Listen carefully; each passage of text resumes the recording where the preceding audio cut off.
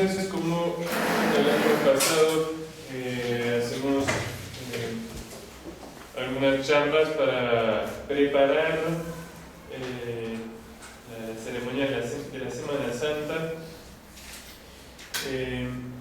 La gracia de la liturgia tiene eso de particular, de diferencia con las oraciones personales, o sea, de tener una eficacia propia, es decir, dentro de la eficacia máxima para conceder la gracia son los sacramentos. La comunión, la confesión, uno recibe el sacramento y de manera como por más uno, o sea, si uno tiene ese mínimo de buena disposición para la comunión, por ejemplo, el estado de gracia. Por eso, sí o sí, a pesar de que uno esté distraído, algo de gracia uno recibe. Después, lo más bajo, por así decirlo, en la escala de eficacia son nuestras oraciones personales, que dependen solamente de nuestras disposiciones, ¿no? Y hay como un nivel intermedio que son todas esas oraciones, ritos de la Iglesia, que no son directamente sacramentos, son todas las otras oraciones y ritos, y que tienen también una eficacia, porque cuando uno participa, se une. Entonces es un acto personal, pero hay algo mucho más allá. Es la Iglesia misma, la esposa de nuestro Señor, que reza cumpliendo su misión, y por eso hay una eficacia especial. Pero por supuesto, más mismo como la comunión, por ejemplo, el que va distraído está en gracia, tiene ese mismo, va a recibir algo de gracia. Ahora el que se prepara con mucha atención va a recibir mucho más. Y parecido con esas ceremonias. Entonces, sí, nos van a hacer bien, eso es seguro. Ahora más nos preparamos, más estamos conscientes, entendemos, estamos en disposición de recibir lo que significa, más gracia recibiremos. Y bueno, y la Semana Santa, que es la cumbre de toda la liturgia. Todas las otras fiestas uso como preparación o llevan a la Semana Santa o consecuencia, que son las dos cumbres intermedias. Navidad, pero Navidad toda la encarnación de nuestro Señor tiene sentido en vista a la pasión y a la redención. Y después hay otra que es Pentecostés. ¿Pero qué es Pentecostés? Es la aplicación a nuestras almas de las gracias de nuestro Señor.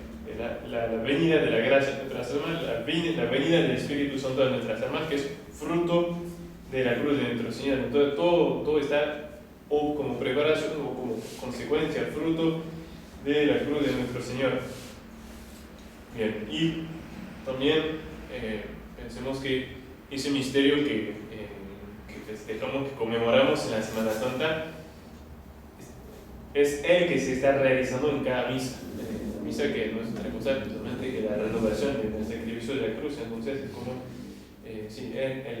la cruz es el corazón, es el centro de toda la liturgia. Y bueno, por eso hay toda esa larga preparación, la Cuaresma, y esa semana entera en que la Iglesia nos hace seguir casi día por día, podríamos decir casi hora por hora, lo que hizo nuestro Señor.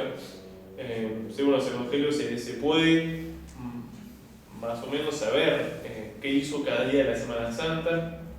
Por ejemplo, el evangelio de hoy, se llama la unción de Betania, cuando Santa María Magdalena tiene que poner ese perfume en los pies de nuestro Señor. Pero no ve que haya pasado ese día, lunes santo, ¿no? Porque dice el evangelio que Lázaro estaba resucitado. Entonces, poco tiempo después de la resurrección, y sabemos que la resurrección de Lázaro viene justo antes de la pasión. Entonces, hoy vamos a hablar un poco de la primera de las ceremonias, el primero de los 3 días santos del Triduo Sacro, que es el Jueves Santo, que podríamos decir ese día la liturgia recuerda cuatro cosas. Hay una triple conmemoración, la de la institución de la Eucaristía, la de la institución del sacerdocio. Hay una parte muy importante sobre el mandamiento nuevo que nos da nuestro Señor, el mandamiento de la caridad. Esas son 3 cosas que conmemoramos para nosotros. Y como cuarta nota, podríamos decir que tiene la liturgia ese día, el inicio de la pasión, especialmente viendo lo que fue el inicio de la pasión, que fue la traición de Judas. Judas está muy presente en toda la liturgia y la liturgia lo repite. Bien, primero vamos a ver un poco, a recordar un poco los hechos, como esos días son muy hora por hora, siguiendo hora por hora lo que hizo nuestro Señor, para bien aprovecharlo, bien recordar cuáles son los eventos. Entonces, ese día, nuestro Señor y los apóstoles entonces van a hacer ese rito anual, que era la parte principal, el día principal también de los ritos del Antiguo Testamento, justamente porque anuncia de manera directa la pasión de nuestro Señor. Y entonces nuestro Señor quiere hacer ese día esa Pascua judía, entonces que instituía, como saben, cuando los hebreos salen de Egipto, entonces la última plaga, cuando que tenía que matar a todos los primogénitos de las familias egipcias. Entonces, en recuerdo de eso, entonces Moisés recibe de Dios esa orden de hacer ese rito, de matar ese cordero en familia, haciendo ese rito de manera familiar, con un bastón en la mano, listo para preparar, porque apenas pasaba el ángel, tenían que salir, y sobre todo poner esa sangre del cordero en la puerta, que aseguraba que el ángel no iba a pasar y a causar daño en la familia de los hebreos. Es una imagen muy directa del anuncio muy directo de la pasión de nuestro Señor, que se aplica a la sangre de nuestras almas y impide que venga la muerte espiritual a nuestras almas. Y entonces Moisés, después de la salida de Egipto, Dios manda a Moisés de que se haga ese recuerdo cada año. Entonces los judíos tenían que hacer esa misma cena que habían hecho antes de salir de Egipto, de la misma manera, se juntaban para hacer esa cena, que entonces era un rito religioso. Y entonces y se ve bien en la última cena esas dos partes. Había esa cena ritual que se comía, pero no era una cena de festejo, y después sí venía otra comida que sí era como el festejo familiar de la fiesta. Bien, ahí hay un pequeño detalle que hizo correr mucha tinta de los intérpretes, porque nuestro Señor la quiere hacer el jueves, porque vemos después que el Viernes Santo es muy claro, sobre todo en el Evangelio de San Juan, que los judíos quieren apurar la condenación de nuestro Señor y su muerte, porque dicen, mañana es la Pascua, y entonces los condenados, se menciona en el Evangelio del Sagrado Corazón el primer viernes, no podían quedarse en la cruz el día del sábado. Y entonces, ¿por qué nuestro Señor la quiso hacer? Seguramente, la explicación de que como cada familia tenía que matar un cordero, y no lo tenía que matar él, lo tenía que matar en el templo, ofrecerlo en el templo y después ir a su casa para hacer la cena. Era la cantidad de gente seguramente que daba ese permiso de que se haga algunos días antes, no daba el día así. Probablemente la solución simplemente es esta. Entonces, pero sin duda nuestro Señor la quiso hacer ese día, ese jueves. Entonces, bueno, se comía ese cordero ofrecido con hierbas amargas, panes hacimos, 5 copas de vino fino que se tomaba rezando algunos salmos, todo eso bien determinado, que es un rito muy determinado, y se hacía, según las descripciones de Moisés, la narración de la salida de Egipto. Entonces, el más joven de la familia hace una pregunta ritual al padre de la familia diciendo ¿por qué comemos esa Pascua? Y entonces el jefe de familia comentaba y volvía a hacer toda la narración. Y entonces, sin duda que todos esos pasos lo ha hecho nuestro Señor con los apóstoles. Imagínate, seguramente San Juan, que era más joven, hizo esa pregunta ritual a nuestro Señor, y que seguramente ahí nuestro Señor hizo toda una narración aplicando todos los símbolos del Antiguo Testamento, toda la narración a lo que iba a pasar, que Él era el verdadero Cordero que iba a ser inmolado y que tenemos que ser marcados nosotros también de su sangre para ser salvados. Bien, y después entonces nuestro Señor hizo todo ese rito religioso, fue como la primera parte, la última cena, y después viene la segunda parte, entonces, donde van a pasar los eventos más importantes para nosotros de la cena. Y seguramente fue entre los dos que se ubicó el primer evento que nos interesa, que fue el lavatorio de los pies, donde nuestro Señor nos indica, nos da ese ejemplo muy claro de su mandamiento nuevo. San Lucas, creo que San Lucas, que menciona que la ocasión para nuestro Señor de dar esa enseñanza, que los apóstoles estaban peleando, estaban discutiendo de saber quién era el mayor. Entonces nuestro Señor va a aprovechar, tomar ocasión de eso para no solamente darle a ellos, sino como prescribir de manera solemne, el mandamiento del cristiano es la caridad fraternal. Y uno ve que no es para nosotros una virtud, un aspecto de la vida cristiana, sino que tiene realmente un lugar central. ¿Por qué? Simplemente porque la caridad fraternal es una extensión del amor a Dios. La virtud principal que debemos practicar, que va a medir nuestro grado de gloria en el cielo, es el amor a Dios, la caridad. Y esa caridad se extiende al prójimo. Es decir, uno quiere al prójimo por amor a Dios. Y si uno quiere al prójimo por otro motivo, no es caridad verdadera. Y por eso tiene ese lugar central, porque es una extensión del amor a Dios. Y entonces, bueno, viene para nuestro Señor dar ese ejemplo de, entonces, si hace sentar a los apóstoles, se pone un delantal y se va a buscar agua y pasa delante, pone la rodilla delante de uno por uno y empieza a agarrar los pies de los apóstoles, que seguramente lo estaban mirando con mucho asombro. Y vemos que nuestro Señor hizo todo con muchos detalles, ¿no? Es que quiso realmente dar un ejemplo muy completo de caridad, y insistiendo especialmente en la humildad, la caridad practicada con humildad, porque muchas veces la fuente de nuestras faltas de caridad, de nuestras dificultades con el prójimo, es el amor propio, es la soberbia. Entonces vemos que nuestro Señor lo hace con muchos detalles. Vemos que nuestro Señor se pone como parados, son los apóstoles que están ahí sentados o recostados, más bien como se comía en la época.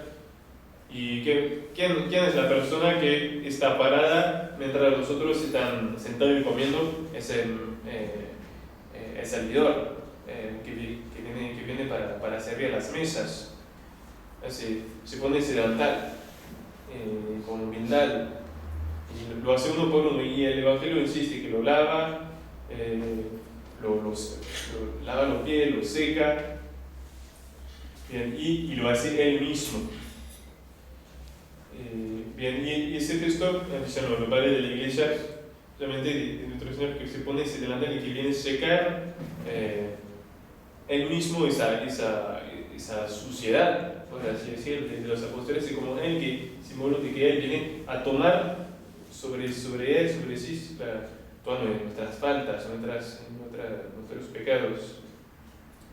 Bien, entonces es ahí que se ubica y se ve especialmente en el Evangelio de San Juan, están esos discursos después de la cena, y desde ahí San Juan que cuenta el lavatorio de los pies, y durante son 4, 5, 13, 14, 5 capítulos que solamente de lo que dicen nuestro Señor a los apóstoles después de la cena, la mitad uno ve, repite, ese es mi nuevo mandamiento, que se amen unos a otros como yo os he amado. Ve que es un punto muy importante de ese día. Y bueno, después de eso, entonces, empieza, entonces, nuestro Señor va a empezar con los apóstoles esa cena familiar, cena de festejo, entonces, de ese día festivo. Entonces, sabemos que está seguramente nuestro Señor en el centro, entonces en esos medio recostado, se ponía como apoyado así en el brazo, y al lado de él San Juan. y muy probablemente muy cerca de él también Judas, ¿no? Porque vemos que después nuestro Señor le presenta el plato, el plato le presenta pan, ¿no? Seguramente Judas, bueno, más allá de la avaricia que fue que lo hizo cometer la traición, también seguramente que fue un elemento importante que lo decidió hacer ese acto fue la soberbia, el orgullo. Que los apóstoles vemos en todo el Evangelio que tienen esa visión muy humana, esa de la visión de nuestro Señor, hasta el último momento, hasta antes de la ascensión, dicen a nuestro Señor, ahora Señor, ya está el momento en que va a restaurar el reino de Israel. Se ve que se quedaron con esa idea de ese reino donde ellos iban a ser ministros o generales de ejércitos, y seguramente que Judas, en su decaída progresiva, hubo mucha desilusión, mucha decepción, de ver que lo que nuestro Señor le proponía no tenía nada que ver lo que él tenía. Y sin embargo, si nuestro Señor lo elige, es que él hubiera podido ser tan santo como San Juan o San Pedro. Resistió a la gracia. Y entonces, pues seguramente hay un cierto atrevimiento de parte de Judas de decir: yo quiero el primer lugar. Además, sabemos que antes se estaban peleando por eso, entonces se pone como en el lugar de honor. Y vemos como nuestro Señor, con mucha delicadeza, a la vez tristeza y también severidad, va a todo lo largo de la cena y poniendo una gran tristeza en esa cena de festejo, manifestando a Judas que sabe, conoce todo lo que está pasando en su corazón. Entonces empieza, como dice: esa noche misma uno de vosotros me traicionará. Y al ver cómo los apóstoles todos se empiezan a preguntar, y vienen a preguntar a nuestro Señor: ¿y soy yo, Señor? Vemos que los otros apóstoles, a pesar de sus defectos, tienen esa sencillez de su amor a nuestro Señor y también de confianza de ellos mismos.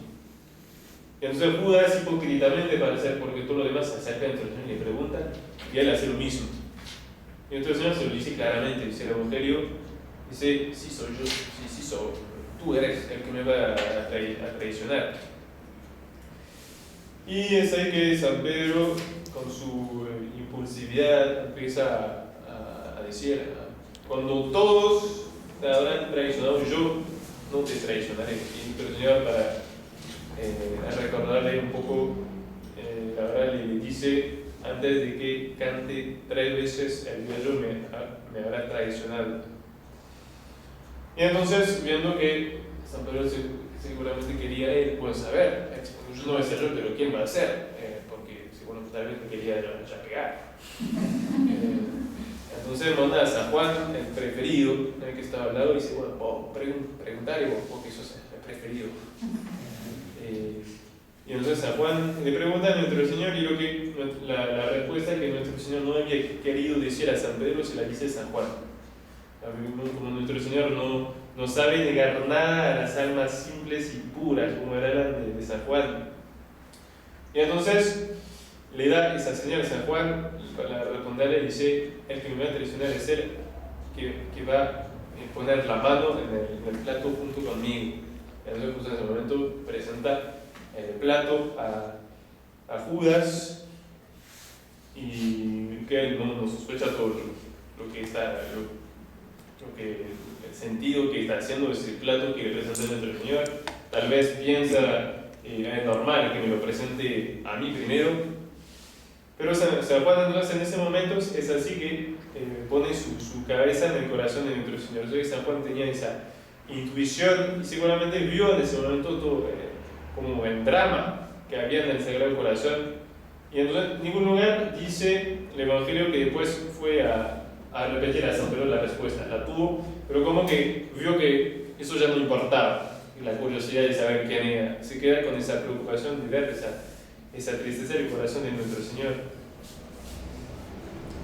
Y sigue nuestro Señor tratando de despertar arrepentimiento. Entonces vuelve a decir: todos no sois puros. Y vemos, hay muchas otras alusiones. Nuestro Señor no, a veces que intenta todo. A veces uno tiene la impresión, bueno, que estaba como Judas destinado a traicionar a nuestro Señor, y bueno, no, nuestro Señor hizo todo para impedirlo hasta el final. O sea, que sea o con más dulzura, diciendo como le dice en voz baja, tú eres el que me va a traicionar. Y otro momento usa otro argumento, la amenaza. Al momento dice el Evangelio, en la escena dice, ay del hombre, ¿por qué el Hijo del Hombre será traicionado? Bien, y hasta que cuando Judas sale, le dice a nuestro Señor, anda a hacer lo que tienes que hacer. Era muy claro, yo sé muy bien a dónde vas. Y se ve esa dureza del corazón de Judas, que ve obviamente con mucha claridad que nuestro Señor ya sabe todo y que no se deja tocar. Y fue cerca entonces del final de esa cena, de esa comida, entonces que nuestro Señor pide que le traigan entonces pan y una copa de vino. Solamente hizo un momento solemne, algo que entonces era, o sea, estamos mucho más después de esa cena ritual, entonces esa era algo inhabitual. Entonces todos los apóstoles estarán preguntando qué está haciendo nuestro Señor. Y entonces es ahí que pronuncia por primera vez la palabra de la consagración: tomad y comed, este es mi cuerpo. Después luego tomar el cáliz, dice tomad, comed y bebed, dice es el cáliz de mi sangre. Y al decir hacer esto en memoria mía, también en el mismo momento, entonces instituye el sacramento del orden y da a los apóstoles el carácter sacerdotal. Pensemos, bueno, seguramente que no entendieron de una a todo el significado de esto, pero a ver, la sorpresa, y especialmente San Juan, que estaba más cerca de nuestro Señor, los sentimientos que habrá tenido al ver eso porque lo veían por primera vez. Nosotros estamos acostumbrados, y entonces como todas las cosas en que uno se acostumbra, siempre se ve de la rutina, pero pensemos en lo grande, en ese misterio de la transustanciación de ese pan que nuestro Señor da al sacerdote el poder de convertir en su cuerpo. Es algo que siempre es cuando uno pierde algo que uno suele tener, que uno mide el precio, ¿no? Y cuando uno pierde la salud, que uno mide el precio de la salud, por ejemplo. Y seguramente, bueno, hace 2 años tuvimos tiempos sin sacramentos, sin comunión, sentimos más ese valor, ese precio de la Eucaristía, pero siempre hay que guardar esa fe, ¿no? Siempre la Eucaristía, todos los dones misterios, los misterios de nuestro Señor, es como lo más alto que hay, y llegó hasta lo último que nos podía dar. Tratamente que en sí la redención, la encarnación son en sí son misterios que son la fuente de eso, que son en eso más grande, pero es como llegar al extremo de lo que nos podía dar. Y entonces, bueno, le da la comunión, y seguramente hasta el mismo Judas, nuestro Señor, a pesar de que conocía su corazón, le dio la comunión. Eso dicen los padres de la Iglesia por la misma razón que lo quiso difamar. La misma razón que un sacerdote que sabe, salvo que sea un pecador público que todo el mundo sabe, pero nunca se puede negar la comunión si la persona no es pecador público, por más que el sacerdote tal vez tenga convencimiento que la persona esté indigna. Pero pensemos en la gravedad de ese sacrilegio, y vemos a la vez ese misterio de nuestro Señor que permite el mal hasta dice la peor falta hasta esa comunión secreta el día mismo de la institución de la Eucaristía, que de ahí nuestro Señor saca un bien. Ese misterio del mal, ¿por qué Dios permite tal cosa? Digo que a veces lleva muy lejos la permisión. Ese permiso es decir, permitir que en el día mismo de la última cena haya una comunión secreta era llevar muy lejos esa permisión del mal. Sin embargo, uno ve que eso fue la ocasión que tuvo para realizar la redención simplemente. Bien, y también, un poco misterioso, él también, seguramente nuestro Señor comulgó, como recibiendo bajo las apariencias del pan su propio cuerpo. Bien. Y entonces, bueno, después de eso termina entonces la última cena y nuestro Señor sale, dice el Evangelio, ya era la noche, y entonces sale de Jerusalén, que cruzar el río del Cedrón y llegar a esa huerto de los olivos que era frente a Jerusalén. Y fue seguramente, bueno, entre el fin de la última cena del cenáculo y hasta en el camino hasta llegar al huerto de los olivos que nuestro Señor entonces pronunció esos discursos muy lindos, que siempre hay mucha materia para meditar, que repite San Juan, los discursos después de la cena. Por ejemplo, hay distintos detalles que permiten pensar que fue en el camino. Por ejemplo, es ahí que nuestro Señor tiene toda esa linda parábola de la vid. Dice: yo soy la vid verdadera, el que ustedes son las ramas, y el que permanece unidos al tronco, lleva frutos. Pero que pasando por esa zona que actualmente hay campos, toma esa imagen de que lo que estaban viendo directamente. Y bueno, hasta llegar entonces al huerto con la agonía y el arresto en la noche, y empieza la pasión.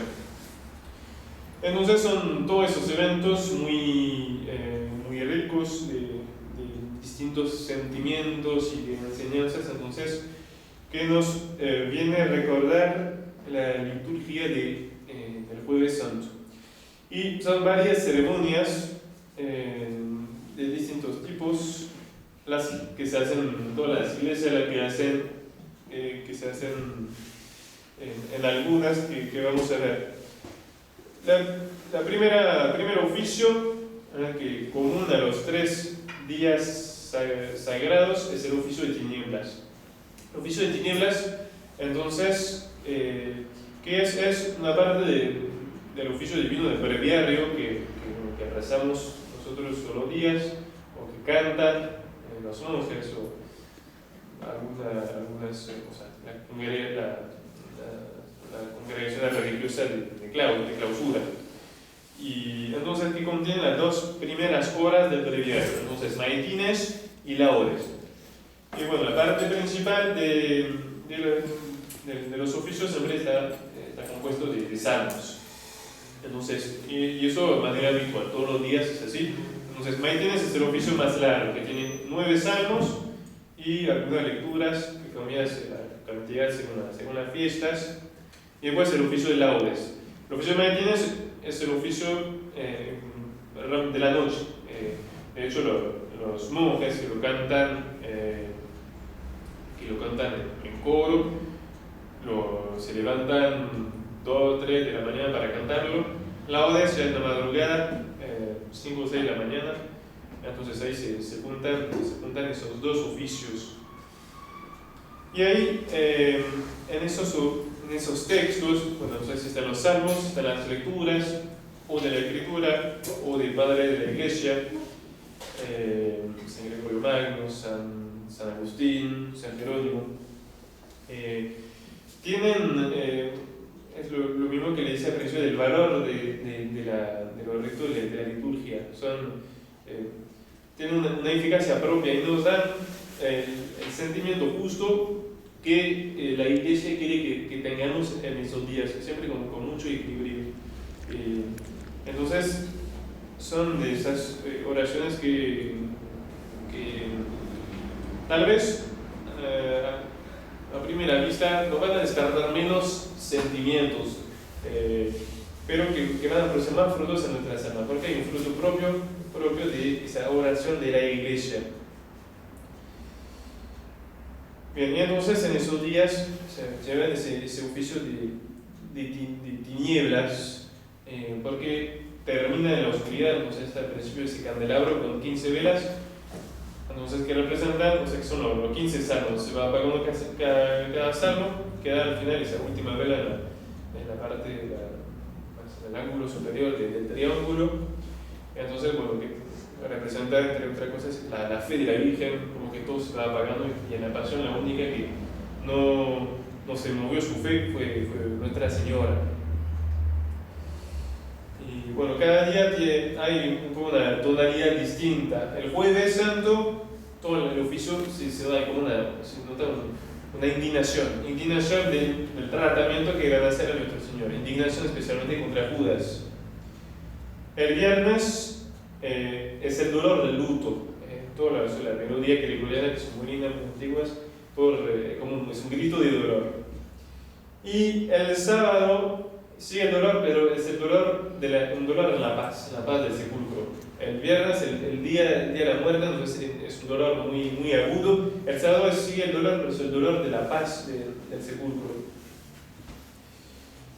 Y eso también es propio de esos días. Entonces, la primera lectura, los 3 días, son las lamentaciones del profeta Jeremías. Entonces, que canta, que se aplica directamente, lo escribe, entonces viendo la desolación de Jerusalén tomada y destruida, el templo destruido y los hebreos llevados en cautiverio a Babilonia. Entonces que representa, o sea, anuncia esa primera destrucción de Jerusalén, la destrucción total de Jerusalén, que va a ser un castigo por el desidio. Bien, y todos los salmos que se cantan son todas las grandes profecías que acerca de nuestro Señor. Los salmos, la mayoría compuestos por David, por el rey David, otros por otros, algunos por ejemplo por Salomón o otros personajes del Antiguo Testamento, pero están llenos de profecías, ¿sí? Solamente uno que se repite mucho, Salmo 21, que es una profecía muy, muy detallada de la pasión, ¿no? Que el Espíritu Santo como va profetizando miles de años antes, centenas de años antes, o sea, todas las circunstancias de la pasión. Entonces, eso es el oficio de tinieblas. Entonces, el jueves especialmente, entonces, la indignación acerca de los verdugos de nuestro Señor, especialmente de Judas. Y bueno, recordando también las últimas lecciones, recuerdan especialmente la institución de la Eucaristía. Antes había una otra ceremonia del Jueves Santo que ya no existe, pero que es linda porque recuerda un poco todo el espíritu de la liturgia y especialmente de la Cuaresma. Era la reconciliación de los penitentes. Si uno ve toda la Cuaresma, del miércoles de ceniza hasta el final, está orientada, ¿no? En los ritos de la liturgia, hacia 2 cosas que pasaban al final de la Cuaresma, en la Semana Santa, que eran la conversión, reconciliación, la absolución de los penitentes públicos, es decir, los que habían cometido alguna falta muy grave y entonces habían recibido como una forma de excomunión y habían sido declarados pecadores públicos, y entonces tenían que hacer una penitencia pública para poder volver a asistir a misa, a recibir los sacramentos. Y por otro lado también el bautismo, y se ve mucho si pudieron ver esta misa en distintos días de la Cuaresma, muchos evangelios que con el tema del agua, por ejemplo, está ese curado milagroso se llama la piscina probática, que nuestro Señor, que están todos los enfermos al lado de esa piscina y se tienen que echar al agua para ser curado, como cura nuestro Señor. Está ese episodio de Naamán del Sirio, ese general sirio leproso que va al profeta Eliseo y el profeta le dice: anda a lavarte 7 veces en el Jordán y queda curado. Hay muchas lecturas así que eran para la formación de los catecúmenos que tenían que venir a misa, y se les hacía, era como una forma de catecismo para ellos. Y volviendo a los penitentes, especialmente el miércoles de ceniza será para ellos, los que habían pedido perdón, entonces se le pedía especialmente que hagan penitencia durante toda la cuaresma, y entonces se le imponía primeramente, inicialmente solamente a ellos, y fue después más tarde que se extendió el rito a todos nosotros, a todos los fieles, pero en ese momento solamente ellos recibían esas cenizas en señal de penitencia. Y el Jueves Santo entonces era el día de su reintegración a los fieles. Y entonces era una ceremonia que hacía el obispo en la catedral. Entonces tenían que presentar, vestido medio roto, en señal de penitencia, pies desnudos, y tenían que haber dejado crecer su pelo, su barba, si fueran hombres, desde el miércoles de cenizas.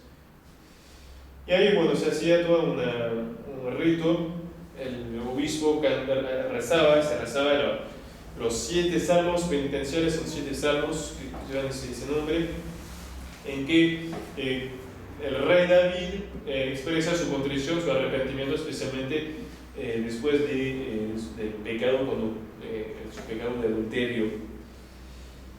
Y se rezaban también las letanías de los santos. Y mientras tanto, los penitentes estaban prosternados fuera de la iglesia, prosternados en el piso, hasta que se mandaba un diácono que lo iba a levantar, y entonces el obispo lo iba a buscar y los hacía entrar de vuelta a la iglesia, siguiendo todo el rito. Y eso, de la misma razón por la que se da el bautismo, porque son esos días en que se recuerda la fuente de todas las gracias que recibimos de toda la santificación, que es la pasión de nuestro Señor. Y vemos por eso toda esa invitación a la contrición, al arrepentimiento que tiene la liturgia en esos días. Bien, esta no existe más, y hay otra que sí existe, pero solamente en algunos lugares, es la misa crismal. La misa en que el obispo consagra los óleos sagrados, los óleos de los catecúmenos, sirve para orden sagrada del bautismo, santo crisma, sirve para confirmación, bautismo también, y consagraciones de objetos para el culto, cálices, patenas, iglesias, y óleo de los enfermos, que sirve para la extrema unción. Entonces, el obispo lo consagra una vez al año en esa misa, y después tiene que servir para hasta el Jueves Santo siguiente. ¿Y por qué ese día? Por todo el significado del Jueves Santo, ese día en que nuestro Señor abre su corazón, especialmente a través de los sacramentos. Entonces, pensamos especialmente en la Eucaristía, el orden sagrado y todos los otros sacramentos. Entonces, por eso, en ese día se hace esa misa de consagración de los óleos. Es una misa muy particular, muy festiva, pero que tiene eso de particular que, además de los ministros habituales de una misa pontifical, diáconos, etc., tienen que estar presentes en esa misa 12 sacerdotes en ornamento, 7 diáconos en ornamento y 7 subdiáconos en ornamento. Y se hace esa procesión. Especialmente se honra especialmente al Santo Crisma. Entonces, en 3 momentos distintos se interrumpe la misa y van todos esos sacerdotes, diáconos, subdiáconos, todos en procesión a buscar el óleo y el bálsamo que van a servir a hacer el Santo Crisma, y vuelven a entrar en procesión todos juntos, lo traen al obispo que está en el altar, delante del altar.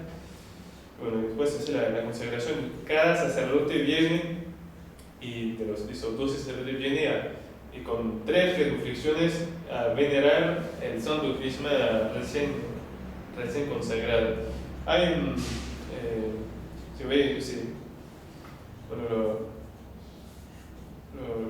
los fieles ven esos óleos, las ceremonias en que los sacramentos que reciben, pero hay un respeto muy grande que tiene la Iglesia para esos óleos sagrados. No hay presencia real, obviamente, sigue siendo contenido es aceite, pero mucho más que el agua bendita, por ejemplo. Está en orden de respeto hasta el punto después del Santísimo. Y por ejemplo, para llevar un frasquito con óleo sagrado, cualquiera de los 3, hay que tener sea, por lo menos un diácono, por ejemplo. Y si uno toca, si un lienzo, por ejemplo, toca o sea, hace una gota de óleo sagrado, tiene que ser quemado, no se puede limpiar. O sea, hay muchas reglas litúrgicas que muestran ese respeto porque son un medio que usa especialmente nuestro Señor, el Espíritu Santo, para llegar a nuestras almas. Lo vemos especialmente, por ejemplo, en el Santo Crisma, en la confirmación, es la materia para que el Espíritu Santo viene y toma posesión de nuestra alma.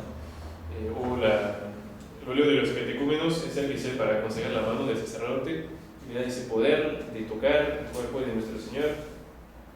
O sea, hay mucho respeto para eso, y bueno, y atrás uno ve toda esa fe de la Iglesia en los sacramentos, que hay todos los sacramentos, hay esa acción directa de nuestro Señor. Es algo misterioso, pero cuando recibimos un sacramento tenemos un contacto misterioso con la humanidad de nuestro Señor.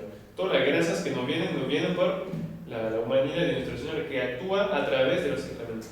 No es más concreto con la comunión que recibimos directamente en su cuerpo, pero aún la absolución, la extrema unción, el bautismo, nuestro Señor actúa directamente a través del sacramento para tocar esta alma. Eso entonces es la misa crismal. Y bueno, que nosotros habitualmente se hacen la fraternidad, lo hacemos en los seminarios, porque como hace falta mucho personal. Bien, y entonces en último viene la misa vespertina. La misa se llama In Cena Domini, al recuerdo de la Cena del Señor. Entonces, que viene como conmemorar y tratamos de juntar un poco en una sola misa todos esos distintos sentimientos de la última cena. Entonces, es una misa un poco, por eso, curiosa, en que uno no sabe si hay que ser feliz o triste. Uno empieza como todo con mucha alegría, está el órgano, están las flores. Y muy rápido, ya desde el Gloria toca la campana y desaparece, no hay más campanas. Porque ya está esa sombra de la pasión y se nos está comunicando un poco ese mismo sentimiento de los apóstoles en la última cena, que había esa alegría de estar con nuestro Señor que le daba la comunión y nuestro Señor que todo el tiempo viene a recordar la traición de Judas para tratar de convertirlo y también para recordar, viene la pasión.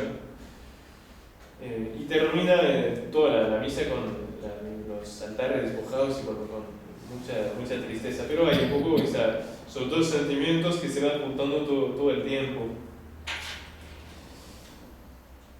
Y entonces, primer rito particular, entonces es el lavatorio de los pies. Entonces, después del ofertorio, el sacerdote entonces imita el gesto de nuestro Señor, y todos las antífonas, los himnos que se cantan mientras se hace ese rito son citas del Evangelio que recuerdan que son las palabras de nuestro Señor en ese momento, recordando ese es un mandamiento nuevo que os amen unos a otros como yo os he amado. Entonces ahí dice el recuerdo grande del mandamiento de nuestro Señor de la caridad fraterna. Después de eso sigue la misa, pero ya entonces con esa nota de tristeza, que ya no hay más campana, entonces se usa la matraca en lugar de la campana para marcar por el momento del canón, de la consagración. Y al final de la misa, entonces los copones consagrados al Santísimo no se guardan en el sagrario, sino que se dejan para después trasladarlo al monumento. Y entonces, hasta la noche de Pascua, el altar principal va a dejar, pues que vuelvo un ratito para mirar al santo, pero muy cortito para la comunión, pero dejar sin la presencia de nuestro Señor. Es nuestro Señor que deja a los apóstoles y que se entrega a sus verduras. Entonces, durante esos 3 días los apóstoles quedaron sin la presencia sensible de nuestro Señor.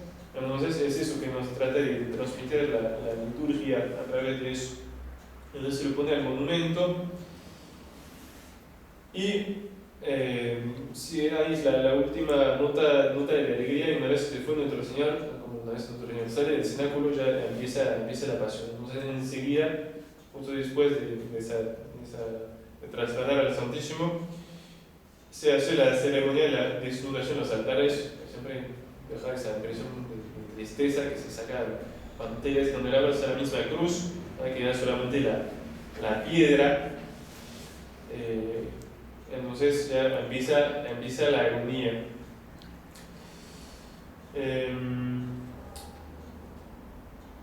Después, entonces, con el Santísimo se guarda, no sé, fuera del altar principal durante todo ese tiempo, y la Iglesia nos da, especialmente hasta las 12, está así prescrito, nos pide que estemos aquí para adorar a nuestro Señor. Es una adoración mucho de reparación y de quedar con nuestro Señor en la agonía. Como dice el Evangelio, que nuestro Señor viene varias veces a ver a los apóstoles y les pide, quédense, ¿verdad? Y reza conmigo. Los apóstoles terminan durmiéndose, y entonces la reprocha, como manifiesta claramente, como no están rezando, no están tomando fuerza. Dice nuestro Señor, la carne es débil, es decir, no estuvieran rezando cuando va a venir el momento, la tentación, el arresto como va a venir Judas con los soldados. No tienen la fortaleza para ser fuerte y tener la actitud que tenía que tener, que era de acompañar a nuestro Señor y ofrecerse en sacrificio con Él. Y se van porque no habían buscado esa fortaleza en la vigilancia y en la oración. Entonces, bueno, la Iglesia nos pide como acompañar a nuestro Señor en esa noche, hasta la noche que corresponde, sería el momento del arresto de nuestro Señor. Entonces ahí se apaga todo, se cierra todo, y entonces durante todo ese tiempo el Santísimo queda aparte. Normalmente hasta que, acá bueno, por cuestión de prácticas, muchas veces no lo hacemos, pero hasta una vez que se haya ido la gente, se tiene que sacar el Santísimo y ponerlo en una piecita, un altarcito, y con sagrario ahí y encerrado, es decir, un lugar realmente privado. Nuestro Señor se entregó a sus verdugos, la presencia de nuestro Señor se fue. Y después, bueno, se lo vuelve a buscar para la comunión del Viernes Santo, y después se lo vuelve a poner, así hasta la noche de Pascua. Y ahí después de la misa de Cuaresma recién se va a buscar los cupones que están ahí desde el jueves y se lo trae de vuelta al sagrario. Bueno, entonces son esas 3 horas de adoración, son momentos de oración particular que uno puede aprovechar, por ejemplo, para leer el Evangelio, por ejemplo, el Evangelio de San Juan, todos esos discursos de nuestro Señor después de la cena, que recuerdan eso, muchas cosas, pero la caridad fraterna, la necesidad de estar unido a Él con la palabra de la vida. También hay mucha promesa de consuelo, dice a los apóstoles, hermanas, y eso lo repite mucho. Viene un momento duro, les dice, vienen pruebas, no se preocupen, estoy aquí. Y pues, especialmente le promete el Espíritu Santo, le promete, les anuncia, van a tener persecuciones, van a tener, pero no se preocupen. Bien. Y después, entonces, bueno, la desnudación en los altares, entonces que representa que se va a suspender la celebración también de la misa en esos días. Entonces, ni viernes, ni sábado, ninguno de esos días se reza la misa. Y bueno, representa también con el altar, representa a nuestro Señor, por eso hay ese respeto muy grande del altar, consagrado también por el obispo, como representa también a nuestro Señor despojado de sus vestidos en la pasión. Y se hace cantando el Salmo 21, que, como les decía, yo se lo mencioné, es una profecía muy precisa de la pasión, que de hecho la Iglesia nos hace rezar en el breviario todos los viernes. Y es ahí que esa frase de nuestro Señor, que nuestro Señor pronuncia en la cruz, empieza así el Salmo: Dios mío, ¿por qué me has abandonado? Y es todo el sentido, ese tema profundo de lo que dice nuestro Señor en la cruz. Cuando lo dice en la cruz, expresa un sufrimiento, una angustia de su alma muy grande, y ahora más allá de eso, esa frase que nuestro Señor, porque los judíos que están aquí, conocen perfectamente los salmos, conocen las profecías. Es una manera que sea nuestro Señor, se miren que yo estoy cumpliendo las profecías. Bien, y entonces, pues ahí también que está, dice, han perforado mis manos, o sea, es muy, profetiza especialmente todas las burlas, de las humillaciones y la pasión. Yo soy gusano y no hombre, oprobio de los hombres y desecho de la plebe. Cuantos me ven se mofan de mí, tuercen los labios y menean la cabeza. Y ahí hay también el versículo siguiente, una profesión muy clara de lo que pasó después. Confío en Dios, que Él los salve y líbrelo, ya que en Él se complace. Y los judíos en el Viernes Santo producen casi tal cual esa palabra, decir, bajate de la cruz. Y dicen eso los príncipes de los sacerdotes, dice que es el Hijo de Dios y si Dios lo quiere, que Dios lo baje de la cruz. Es una aplicación muy literal. Después profetiza la sed de nuestro Señor en la cruz. Mi garganta se ha secado como una teja, mi lengua se pega a mi paladar. La aplicación de eso cuando nuestro Señor dice tengo sed. Pues ahí, bueno, al perforar mis manos y mis pies, puedo contar todos mis huesos. Entre tanto ellos miran, al verme se alegran. Y otra profesión muy concreta. Se reparten mis vestidos y sobre mi túnica echan suertes, que es literal lo que hicieron los soldados quisieron repartirse los vestidos de nuestro Señor y terminaron para no romper la túnica, la sortearon para saber de quién la iba a tener. Y entonces es con ese salmo que termina entonces la liturgia del Jueves Santo, que a veces es una transición con el Viernes Santo. De hecho, el oficio de Maitinias, que sería el oficio siguiente, el oficio de Maitinias de tinieblas del Viernes Santo, empieza con ese mismo salmo. Entonces, como nos introduce en la pasión. Entonces, tratemos de ver todas esas riquezas que pone en nuestra disposición la liturgia en esos días. Tratamos justamente eso. No solamente disponerse a recibir la mayor cantidad de gracia posible, no solo tenemos esa fe, que sí o sí esos ritos nos atraen gracia, nos atraen santificación, pero que con mejores disposiciones lo asistimos más, recibimos esa gracia, especialmente de imitar a nuestro Señor y sus virtudes, que es lo esencial de nuestra vida cristiana. Así que bueno, termino por hoy con el Jueves Santo, mañana será el viernes. Una pregunta.